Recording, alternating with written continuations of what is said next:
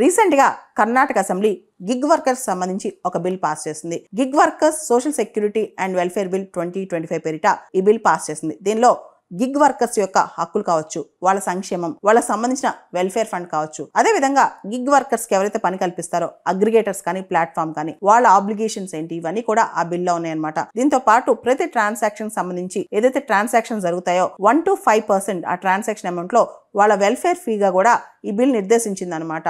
Gig workers సంబంధించి నీతి ఆయోగ్ ఒక report already ఇచ్చింది. 2030 నాటికి భారతదేశంలో దాదాపు 24 మిలియన్ అంటే 2,40,00,000 మంది గిగ్ వర్కర్స్ గా ఉంటారని, కేవలం కర్ణాటక రాష్ట్రంలో ప్రస్తుతం 4 లక్షల మంది గిగ్ వర్కర్స్ ఉన్నారనమాట.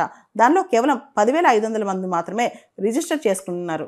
దీనికి సంబంధించి కూడా దాదాపు యావరేజ్ ఒక గిగ్ వర్కర్ రోజుకి 15-16 గంటలు పనిచేస్తూ 1,500-1,800 సంపాదిస్తున్నాడు. అయితే వాళ్ళకి సోషల్ సెక్యూరిటీ లేదు. చాలా మంది జెప్టో కావచ్చు, జొమాటో కావచ్చు, డెంజో కావచ్చు, ఇలా ఓలా, ఊబర్, ఇలా చాలా మంది వాళ్ళ లైఫ్ ని పణంగా పెట్టి, ఆరోగ్యాన్ని పణంగా పెట్టి కేవలం అంటే ప్లగ్ అండ్ ప్లే మోడల్ అనమాట.